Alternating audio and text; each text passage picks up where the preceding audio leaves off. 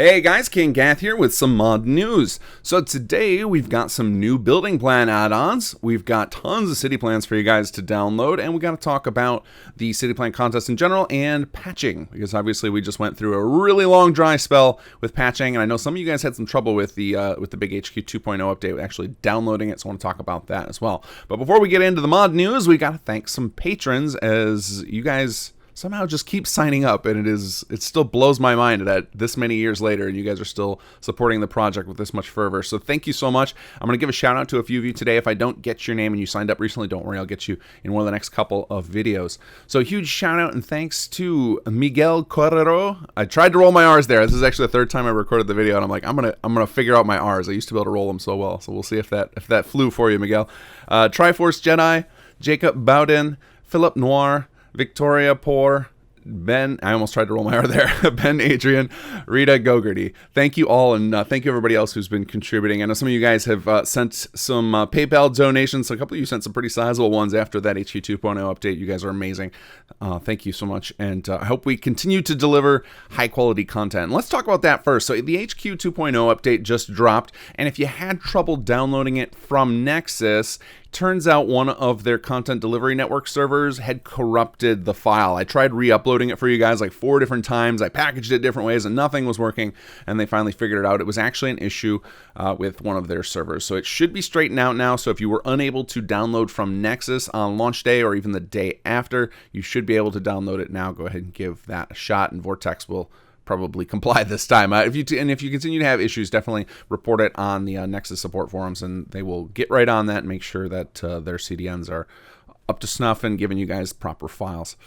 All right, let's talk about the city plans that are available, because you should find that in July there were tons of city plans available to download, and that is because we finished up the internal voting of the Masters contest to get to a top 3, and then we gave the go-ahead for everybody else who didn't make the finals to release their city plans if they wanted on Nexus. So you should find some phenomenal Starlight Drive-In builds, because it was really hard to cut to top 3. These folks did some amazing work in Starlight, really impressive stuff, and you can download a lot of those right now.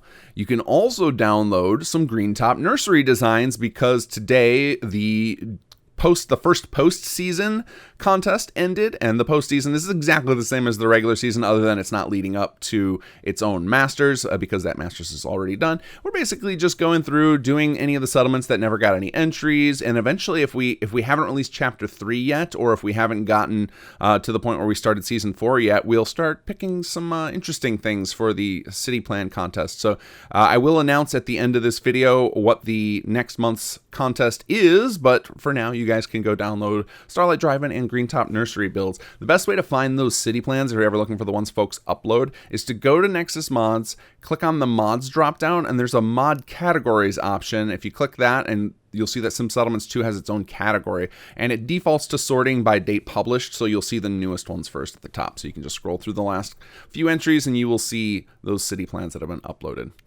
Speaking of things that have been uploaded, we've got some new add-on packs available. So we've got a couple of new building packs. We've got some leader stuff. We've got some city plans. Lots of interesting stuff to talk about today. So let's start off with Plain Plans by Miss Bathory. Now this is going to be perfect for those of you guys on a lower end system, or who are already pushing the limit of what your settlements can handle, but you want to squeeze a few more plots in there. These are really bare bones residential plots with the goal of, satisfying the needs of your settlers, making sure you get the advantage of building with plots as opposed to vanilla stuff, and without taxing your system too much. So Plain Plans by Miss Bathory will give you a bunch of little tiny simple residential plots you can use. All right, next up, we've got Far Harbor Expansion. This is by Foxel. Foxel is the creator of Rags to Riches, and this is all in on the Far Harbor assets. So you've got new building plans for a variety of plots. You've got some new flags, some new pets you can buy at the pet store. All of this using the Far Harbor assets. So this is currently got residential, agricultural, commercial, and recreational plots, but if I know Foxel, I wouldn't be surprised if he's got some plans for future stuff. You go check out the mod page there. There is a list of what's coming up next. And I did see industrial plots were listed there, but I don't know if he's going to go the full gambit to get all of the types. But I really like the flags that he's got in here. There's a unique Far Harbor flag, and I don't think I've ever seen anyone do an Acadia flag. So really cool to see more flags. Those are one of my favorite things that people put out, just because it's fun to fly your colors and have a variety to choose from when you are trying to role play a character. So lots of stuff in the Far Harbor expansion by Foxel.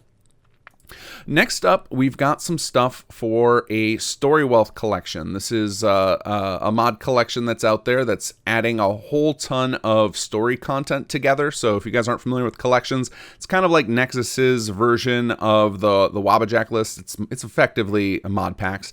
And Story Wealth is one that aims to take all of the big story mods. So, Sim Settlements 2, the Thuggy universe, and all those types of mods that add a bunch of story content and making them all work together.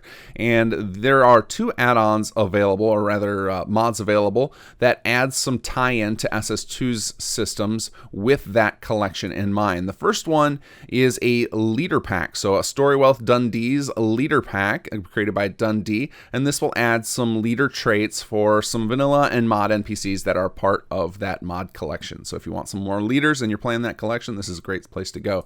Then Dundee also has some city plans. So these are, again, city plans with the idea of working well with that mod collection. There are currently plans for Sanctuary, Red Rocket, Abernathy, Ten Pines, Starlight, Grey Garden, and Hangman's, and he claims he will have more to come. So check out both of those if you're using Story Wealth Collection and you want to see what Dundee has done. Then lastly, we've got a nice little mod that I don't know why we didn't do this in the base mod. I think it was just an oversight. But Guardian MF has taken care of a little oversight for us, and that is a texture fix for Franklin. So those of you who have met the Franklin character have probably noticed that the textures on his outfit are kind of low quality, and that is because through Outfit Studio magic, we took the alien outfit from the little alien you find in Fallout 4 and stretched it to fit a full-size humanoid, and of course that meant the texture was stretched, and Guardian just used some upscaling to get that texture into decent state so that Franklin's chest won't look quite so blurry. So check out SS2 Franklin Outfit Upscale by Guardian MF. All right, that covers all of our add-on packs and city plans that we have new to talk about. So that leaves us with announcing the city plan for the month. So this month, and again, we're doing one at a time right now because we want to try and make sure we have every single settlement covered with a good amount of city plans, because we are going to bring back the feature that was beloved from Conqueror, which is the pre-build system at some point, probably with the 3.0 patch, and we want you guys to have lots and lots of options to use that with. So once again, we will have a single contest available for the month, and for that month, or for August, it is Grey Garden. So we don't have any entries for Grey Garden from previous contests, so let's see what you guys can do with those robots. Let's see if you can make them work. One of my favorite things about Grey Garden is the double tiered highway that you can build on. I think that adds for a lot of creative building. Obviously, the big giant greenhouse with the robots makes for some trouble, but I'm sure you guys can come up with some cool stuff. And we're going to continue to do that with these post-season. So the post-season, for those of you guys not familiar, exactly the same as regular season, same prizes, still gets you an invite to the Masters contest. It's actually going to get you an invite to the Season 4 Masters contest. The difference is it's not leading up to its own Masters.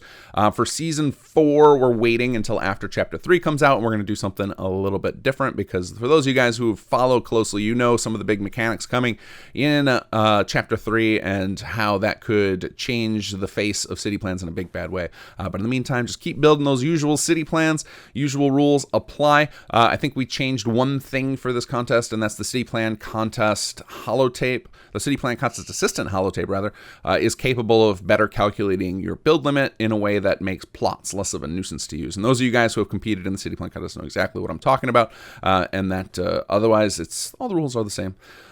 All right, I think that about does it. I guess the only thing worth mentioning beyond that is the patch cycle. So previously, I have been trying to do a bi-weekly patch cycle, and I've stuck to that pretty religiously throughout the past, I don't know how many years of Sim Settlements development, and occasionally I take a break from that cycle to focus on major patches, usually right before the releases of an expansion.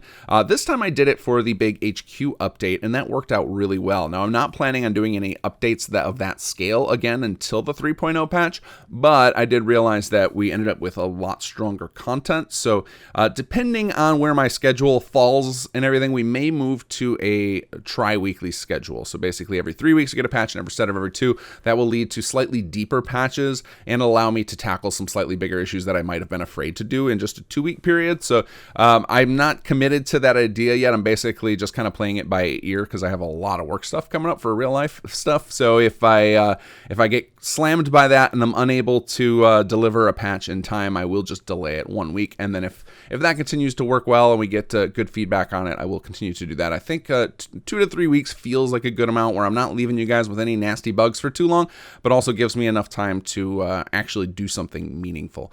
I also am probably going to bring back the public beta as a regular thing. I think that helped. And no shade on any of our testing team. You guys are amazing, but I'm sure there are more things caught when we send it out into the wild, just on a numbers game. Different people are going to focus on different things. So it was very, very helpful for the HQ 2.0 update. So those of you guys who enjoyed helping out with the public beta, anticipate that being a regular thing, probably not as long as the HQ 2.1, maybe a day or 2 before the patch comes out. I'll toss it up there and see if anybody finds any game breakers that we missed in the new patch. All right, guys, with all that said, take care and enjoy the mods.